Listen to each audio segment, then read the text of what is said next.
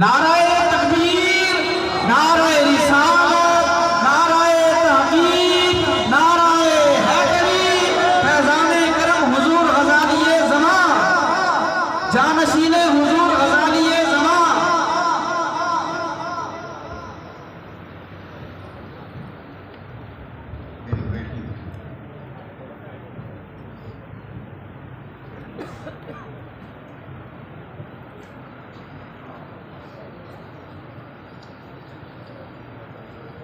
ماشاء بیٹھ الحمد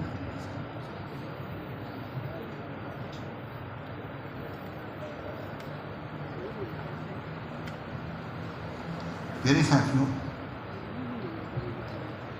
امام اعظم ابو حنیفہ رضی اللہ تعالیٰ عنہ، آپ نے جن لوگوں میں پرورش پائی، جن لوگوں کے ساتھ آپ رہے، وہ بہت عظیم الشان ہستیاں تھیں۔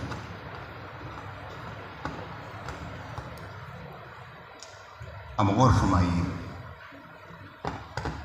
آپ نے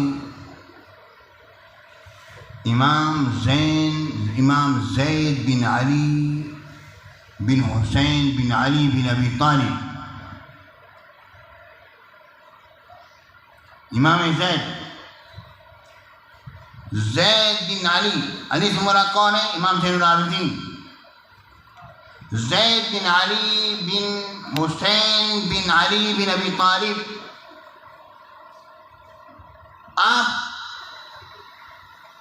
آپ کے ساتھ رہے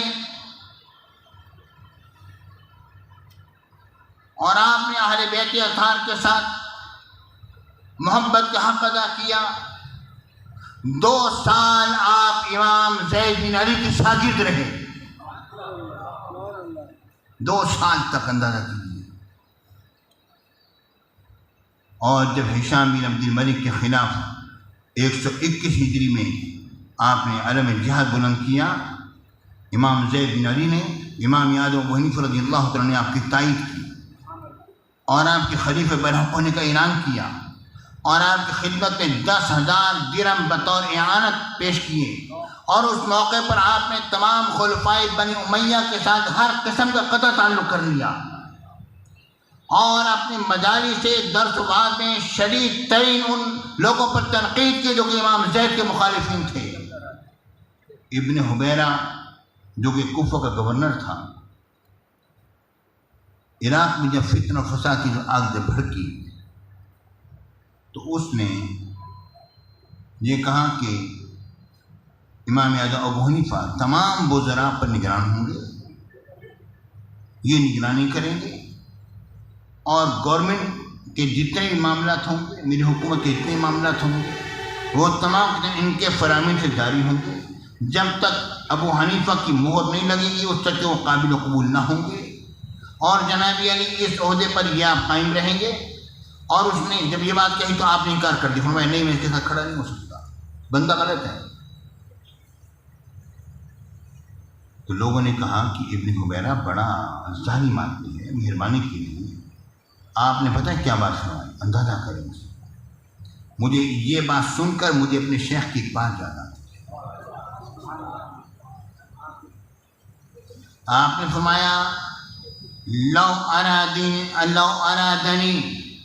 ان اعدله ابواب المسجد واسط لم ادخل في ذلك وكيف وهو يريد مني ان يكتب الدم الرجل يضرب عنقه واختم انا على ذلك الكتاب والله لا ادخل في ذلك ابدا۔ آپ نے فرمایا اگر یہ مجھ سے ابن حبیرہ یہ بھی کہے کہ مسجد واسط کے اندر داخل ہو کے صرف اس کے دروازے گن کر مجھے بتلاؤ تو میں یہ کام بھی نہیں کروں گا، اور یہ مجھ سے یہ ارادہ رکھتا ہے کہ ایک بندے کا خون لکھ کر دے اور میں اس پر دستخط کروں، کیسے ممکن ہے؟ میں کبھی بھی اس معاملے میں نہیں آؤں گا۔ آپ نے بڑے جرأت مندانہ اپنے انداز میں جواب دیا، اور یہ جرأت جو ہے مجھے اپنے شیخ میں اس موقع پر نظر آئی جب کہ سامنے وقت کا چودھری جو ہے وہ ریوالور لیے کھڑا ہے اور کہتا ہے او مولوی اگر تو نے میرے مرزا جی کے خلاف کوئی بولا تو بھی گولی مار دوں گا۔ اس موقع پر میرے شیخ نے گریبان کھولا، فرمایا تو چلا گولی، تیری جرأت ہے تو چلا تو گولی۔ یہ یہاں پر ایمان کا سودا ہے، ایمان کا معاملہ ہے، یہاں پر سر جائیں گے پر ایمان نہ جائے گا۔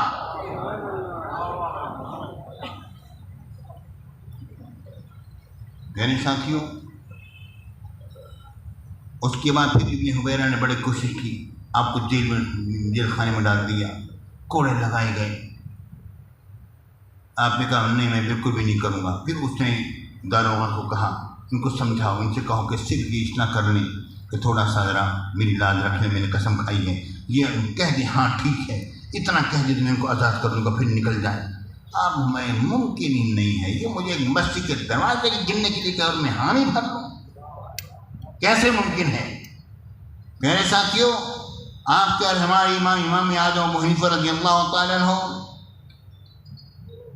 آپ نے یہ سارا کام کیا اور اس کے بعد پھر آپ وہاں سے نکلے، اور جب اس نے پھر آپ وہ ابن حبیرہ نے خود کہا بس کسی طرح میرے کو نکالو یہاں سے۔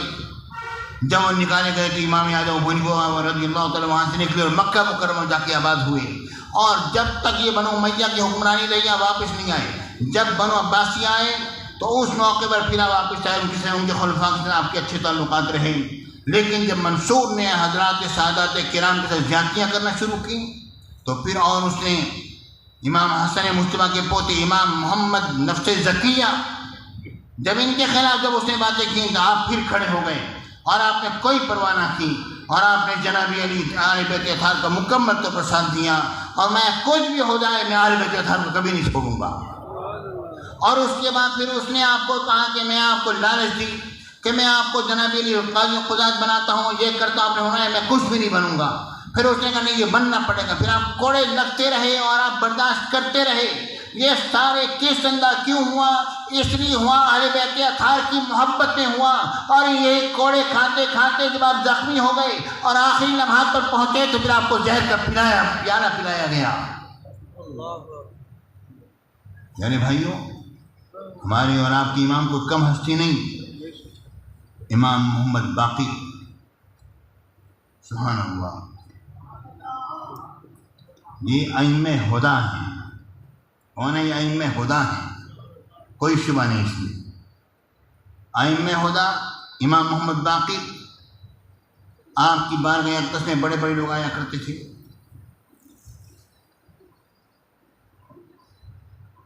بیٹھا کرتے تھے وہاں پر، یہاں تک کہ سفیان ثوری، سفیان بن عیینہ محدث مکہ، یہ آتے، امام اعظم ابو حنیفہ رضی اللہ تعالیٰ وہ بھی جایا کرتے تھے، حاضر دیا کرتے تھے۔ امام محمد باقر تمام کے بارے میں گفتگو کرتے، ان سے پوچھتے ان کے مسائل پر گفتگو کرتے، اور ان ائمہ کرام کو مسائل پر بڑی دسترس تھی۔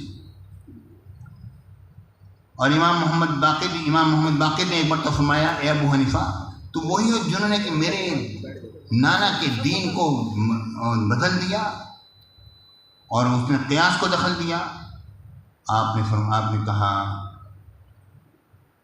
کہ حضور آپ یہاں تشریف تو رکھیے، بے شک میرے نزدیک آپ کا احترام و حرمت اسی طرح ہی ہے جس طرح کہ آپ کے جد کی حیات ظاہر ان کے صحابہ کرام کیا کرتے تھے۔ حضور آپ تشریف رکھیے، میری بات تو سنیے۔ اور پھر کہا حضور میں آپ سے صرف 3 باتیں پوچھتا ہوں، یہ بات فرمائیں۔ کہا کیا؟ پھر بٹھایا۔